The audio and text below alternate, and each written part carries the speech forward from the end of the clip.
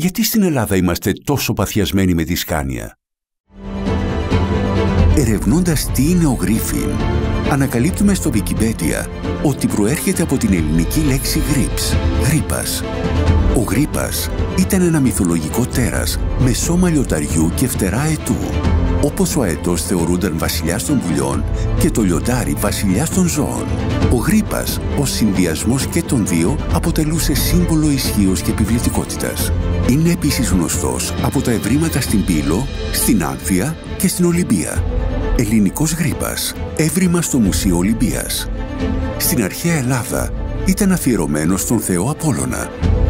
Απόλλωνας, ο θεός του ήλιου και του φωτός, της μουσικής και του χορού, της ποίησης, της μέρας, των τεχνών και της μαντείας. Ο αιώνια έφηβος, αυτός που δεν γερνάει ποτέ. Ο Απόλλωνας λατρευόταν ως Αιγιεύ στην αρχαία Ελλάδα, δηλαδή ως ο θεός φύλακας των οδών και των ταξιδιωτών. Στο άρμα του, οι γρίπες που φέρουν την άμαξα του Θεού κατά το ταξίδι του προς τους Δελφούς, στον Παρνασσό και προς τη Δήλο, τα δύο μέρη όπου ο Απόλλωνας λατρεύεται περισσότερο. Γκρίφιν, γρίπας, ελληνικό όνομα και μυθικό πλάσμα στην αρχαία Ελλάδα.